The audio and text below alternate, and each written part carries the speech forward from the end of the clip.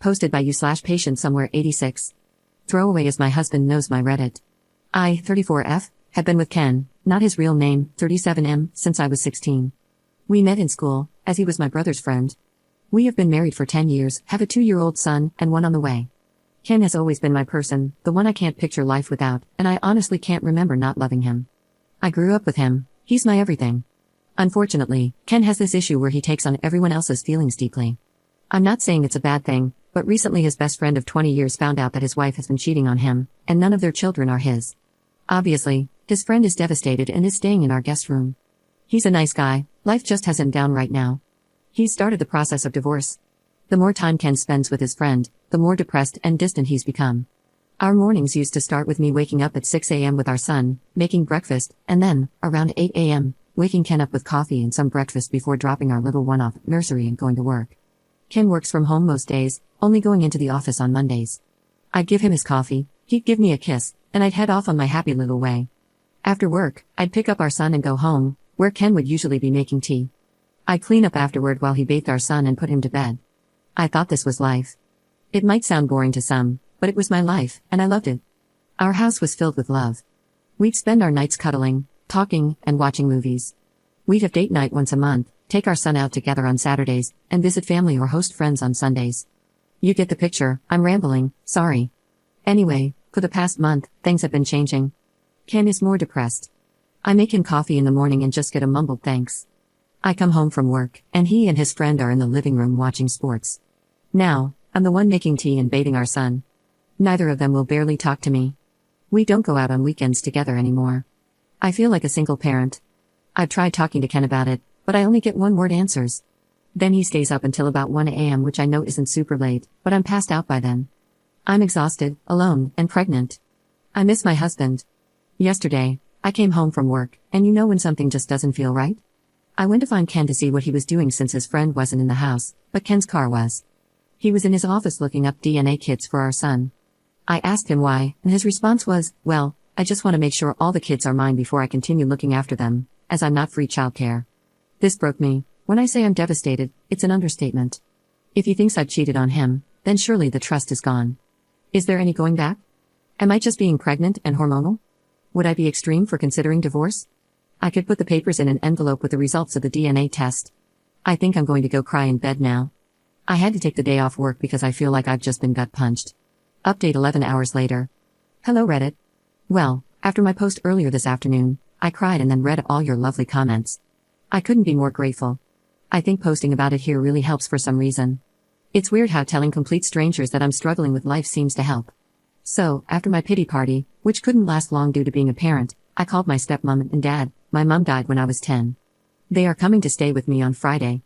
Crying on the phone helped, although I'm not really sure they could truly understand a word of what I was saying. I've spoken to Ken, well, more like spoke at Ken, telling him that his friend has until Thursday to leave. I'm not a monster and can't just tell him to leave at the drop of a hat. I've also told Ken he needs to leave too.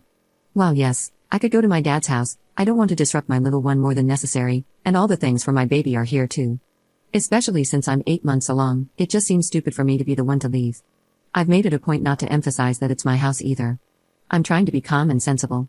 I'm not 100% sure Ken listened, but I did message his sister, who is a force to be reckoned with, and she said she will make sure he's gone by Thursday night. The things I've told Ken I want include, yes, he can have the DNA test, but I'll be damned if I'm the one to organize it. He can also have one for the baby, as I have nothing to hide. I know some people have questioned why I'm so against it. Let me make something clear. I would never cheat because, as I said in my last post, Ken is, or was, I don't know, my person. He's the only man I've ever been with, so that isn't a concern of mine. I'm just hurt that he wants one because it clearly means he doesn't trust me. So, what do I want? I want him to have the DNA tests, mainly so I can make him eat the results, not literally. I'm just venting. I'm also going to suggest couples therapy. I already see a therapist due to losing my mom and my little sister in a car crash when I was younger. I want to suggest that he sees one alone, but you can lead a horse to water, and you can't make him drink. I don't want to force him to do anything he doesn't want to do. I want him to maintain contact with our son. Yes, he doesn't believe he's the father right now, but that's no reason to neglect him. He is his son, and I don't want to upset my little one. Yeah, he's only 2, but still, he deserves all the love from both his parents. He's done nothing wrong. And then, of course, the same goes for this baby when she comes along. I'm still not sure about the state of my marriage, but even if divorce ends up being the outcome, I need to be able to get through to him so he can be the father he once was. Am I going insane? Do I sound insane? I don't know why writing here helps so much. Thanks, Reddit. Second update 6 days later. Hello again. I don't know how to update posts, so I just had to make another one. Following my 2 other posts, I will answer some questions. Yes, it is my house. It was left to me when my mum died. I have lived here all my life. I didn't move out because I have a child and one on the way, so why should I be the one to leave? I understand that some people believe I was wrong for asking him to leave, but as I was heavily pregnant, have a toddler, and it's my house, I wasn't about to leave. Yes, he could have stayed, but have you tried living with someone who just wants to argue or not talk at all? I'd prefer my child not to live in that environment, thank you. At the end of the day, I'm a mother first and a wife second. If you think that's harsh, then I don't know what to tell you. My children come first, period. Well, Ken's friend did leave the day I told him he had until Thursday. He wasn't happy about it and shouted some insults at me, which was amazing, not really. Ken's sister came and picked him up. I wish I could tell you what she said, but she didn't say anything in front of me, she just kept giving Ken death stares. We did get the DNA test for the little one, and Ken is the father, obviously. Ken somehow thinks I intercepted the results, even though I wasn't the one who handled them, so he's clearly lost his mind. My dad came over, and while I was making tea, my waters broke. My little girl is here, she's healthy and happy. She was 9 pounds 8 ounces, so there's no concern about anything with her. I'm now a mum of 2. I'm home now, and Ken has been to see his baby girl. However, since she hasn't had a DNA test, he's disagreeing that she's his because his family doesn't have many girls, yet he has a sister, so I just rolled my eyes. I don't really know where to go from here. Ken is refusing therapy, saying there's nothing wrong with him or his brain. I beg to differ. He wants to get another DNA test for our boy but won't tell me when or where, so I can't interfere. Maybe one day, he will come to his senses. My dad and stepmom are staying with me for a while to help me with the babies. I'd like to say I'm okay, but honestly, my emotions are all over the place, and I don't know which way is up. Ken's sister visits the babies, and we have an unspoken rule that we don't talk about Ken, apart from when our son asks about him. I wish this were the kind of update where he got the results, realized how much of an idiot he's been, and we moved on, but sadly, that's not the case. I can't dwell on it too much, I just have to take things one day at a time. I do miss my person and worry that he's missing out on his baby girl's life already, which, if I think about too much, will just make me sit and cry, but I don't have time for that. As always, thanks for listening to me rant. I might update if anything else happens in my life. Right now, I'm still left wondering if I'm doing the right thing here. Is there anything I could do differently? Why are my kids so hard for him to accept all of a sudden? Third update 10 days later. Hello again, Reddit. Things have been bizarre, but now I have closure. I know what's happened to my marriage. I know what scum Ken really is. He's not my person and never truly was. So now I just want to divorce him, cut my losses, and move on with my life. I'm still at home with my babies, settling into motherhood. My dad and stepmom are still here, but they will be leaving soon once I'm more emotionally stable. To say I'm okay would be a lie, but I now know what I need to do. I have some sort of closure with Ken. I know what happened with him, and I know that it's not my fault. It turns out Ken was having an affair and has a baby on the way. Even typing that makes me want to throw up. I found this out when a visibly pregnant woman knocked on my door and asked me when I would be leaving the house, as it's Ken's house.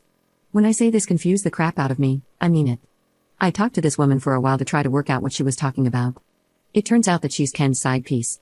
Well, technically, in her head, she's his fiancée. A month ago, Ken got down on one knee and proposed to her in my freaking kitchen. Classy, right? So, they have been seeing each other for a while. She's having his baby. She believes I'm the ex-wife who Ken is letting stay in his house until I get on my feet. Apparently, we broke up a few years ago, and none of my kids are Ken's. When I go to work in the mornings, Ken goes to her house and works from there. They were waiting for marriage to move in together. How are you trying to marry someone when you are already married? Freaking weirdo? I asked for proof of all this. She has pictures of them together. Apparently, she has an OF account where they make content together. I wanted to vomit. I told her we are still married and explained everything to her. I'm not sure what she's going to do. But hey, not my circus, not my monkey. Now, I want a divorce. Is it true that once you talk to a solicitor about divorce, they can't represent the person you're divorcing? I want to go around our town and meet with as many solicitors as possible since the first hour is free, so that he has a very hard time getting representation. Is that too petty? The house is in my name only and is protected, so there's no way he can take it. I have all my money, and we do have a joint account, but that's just what we put our share of household bills in. I haven't spoken directly with Ken. His family has completely cut him off, and he's been kicked out of his sister's house. To all those people who were concerned about him having a tumor or something wrong with his brain, I really don't think that's the case. I think his actions just caught up to him, as his lies were going to come out once his baby was born. I think that's what happened. He got backed into a corner and tried to fight his way out. Through the divorce process, I will get the court to do DNA testing so he has proof for both. Even if he chooses not to believe it. I'm mentally exhausted from all of this and am left wondering how I didn't notice. Might have to go for an eye test. But honestly, would I be so wrong for just making his life as difficult as possible when it comes to getting legal advice, or is that too far? I want him to suffer. Fourth update 1 year later. Well, hello there again, Reddit. I'm okay. I totally just forgot about my ramblings on here, lol. I'm doing okay. I'm officially divorced from Ken.